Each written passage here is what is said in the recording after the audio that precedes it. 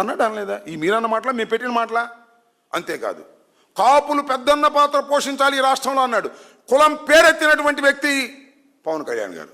ఇవాళ కులం లేదు, మతం లేదు, కులం అంటే తీసేయండి అనేటువంటి మాటలు మాట్లాడుతున్నారు. అక్కడ తిరిగిన తర్వాత అల్లుడి సామెతగా, రేవు దాటిన తర్వాత తెప్ప తగలేసే సామెతగా కాపుల్ని మీరు డిజోన్ చేసుకున్నారు, చేసుకోండి, మాకేం అభ్యంతరం లేదు. కానీ కాపులకి సహాయం చేయకపోయారు కానీ కాపుల్ని శత్రువులుగా భావించేటటువంటి పరిస్థితికి మీరు వెళ్ళిపోతున్నారు. ఇది చాలా ప్రమాదకరమైనటువంటి అంశంగా నేను భావిస్తున్నా. సరే, అది సరే.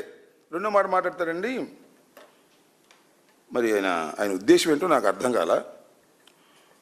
వైసీపీ గూండాలంటే పర్లా, వైసీపీ గుండాగాళ్ళు నొక్కి చెబుతున్నాడు గబ్బర్ సింగ్లో డైలాగ్ లాగా. వైసీపీ గుండాగాళ్ళు గుర్తుపెట్టుకోండి, వైసీపీ గుండాగాళ్ళు గుర్తుపెట్టుకోండి, మీ తాట తీస్తా. మీరు తాట తీస్తే తీయించుకోవడానికి సిద్ధంగా ఉన్నావా? అసలు వైసీపీలో గూండాలు ఎవరు ఉన్నారు? మీ పార్టీలో కదా గూండాలు ఒకళ్ళు ఇద్దరు ఉంది. ఏందండి నానాజీ ఏం మాట్లాడాడు చెప్పని అడుగుతా ఉన్నా. సూటిగా పవన్ కళ్యాణ్ గారిని అడుగుతా ఉన్నా, సూటిగా జనసేన అధిపతిని అడుగుతా ఉన్నా. మీరు కాకినాడ రూరల్ ఎమ్మెల్యే తాతాజీ నన్ను ఏం మాట్లాడాడు జగన్మోహన్ రెడ్డి గారి గురించి? నేను మాట్లాడలేను ఇక్కడ మాట. నా కొడుకు ఆయన మాట్లాడతాడా? ఎవడండి గుండా? నువ్వు గుండావా లేకపోతే తాతాజీ గుండానా? ఎవరు గుండా? మీరు గూండాలుగా వ్యవహరిస్తూ మీ తాట మీరు తీసుకోండి, కంట్రోల్ చేయండి. మీరు మా మీద పడతావా? ఎవరు గుండాలని అడుగుతా ఉన్నా.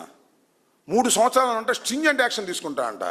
3 సంవత్సరాలు కాదు, 7 జన్మలెత్తు, తలకాయ కింద కాళ్ళు పైన పెట్టి తపస్సేయి, నీ వల్ల కాదంటనా? ఏంటని నాకు అర్థం కాలేదు. మితిమీరిన మాటలు మాట్లాడుతున్నారు, చౌకబారు మాటలు మాట్లాడుతున్నారు. ధర్మమేనా ఇది? పవన్ కళ్యాణ్ గారు, మీరు రాజ్యాంగ పదవిలో ఉన్నటువంటి వ్యక్తి. మీరు వీఆర్ ఏ డిప్యూటీ చీఫ్ మినిస్టర్.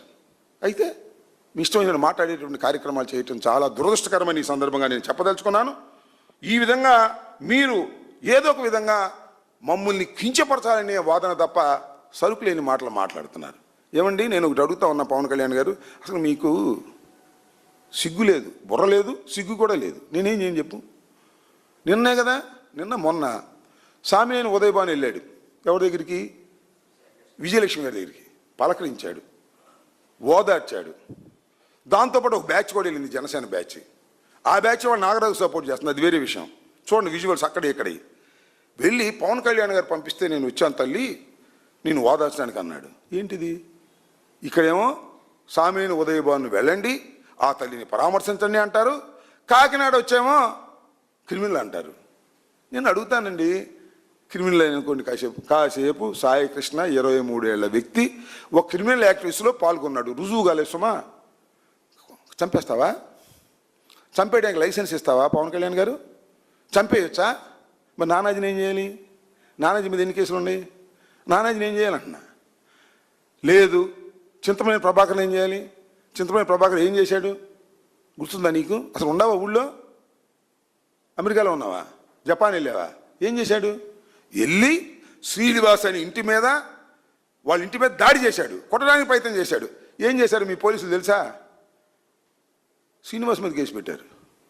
నా ఇంటి మీద దాడి చేసి నా మీద కేసు పెట్టినట్టుగా శ్రీనివాస్ ఇంటి మీద దాడి చేసి శ్రీనివాస్ మీద కేసు పెట్టారు. అంటే దాడులు చేసే హక్కు తెలుగుదేశానికి ఇచ్చేసావు, దాడి చేయించుకున్న వాళ్ళని పోలీస్ స్టేషన్లో పెట్టేస్తున్నావు.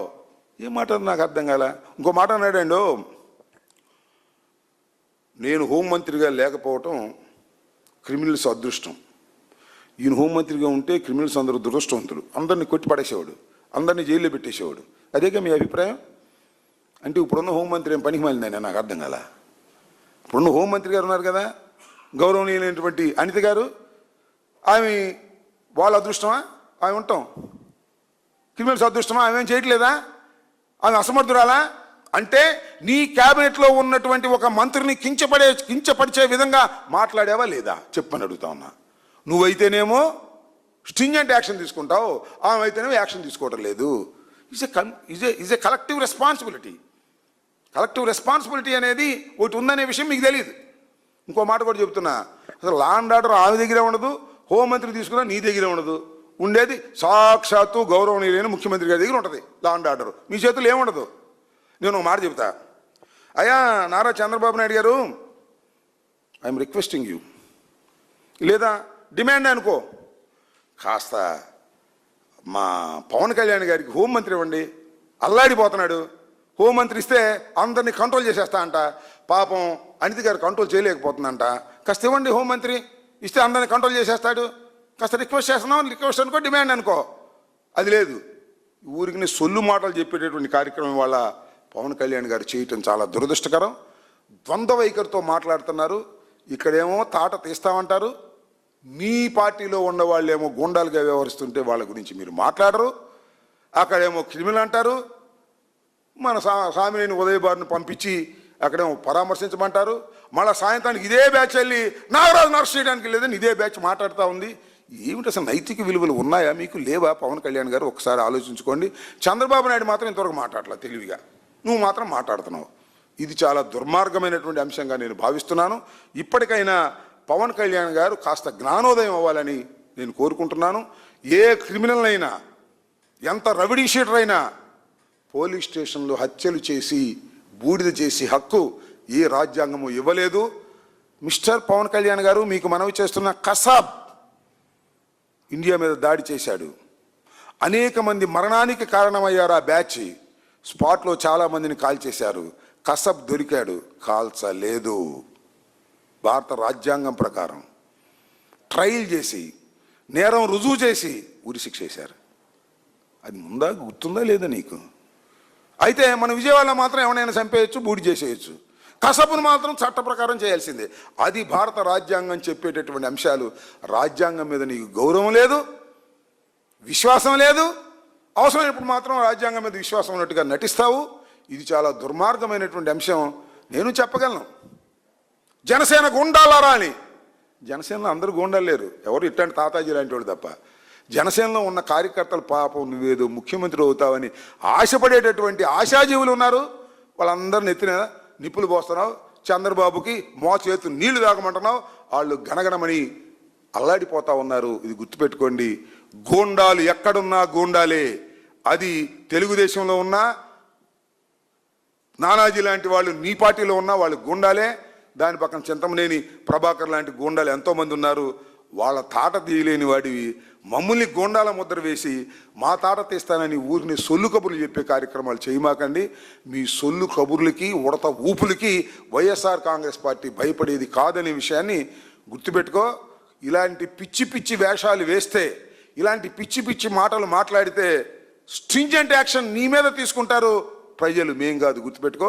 అధికారంలో ఉన్నామని అహంకారంతో వ్యవహరించొద్దని కూడా ఈ సందర్భంగా నేను చెప్పదలుచుకున్నాను.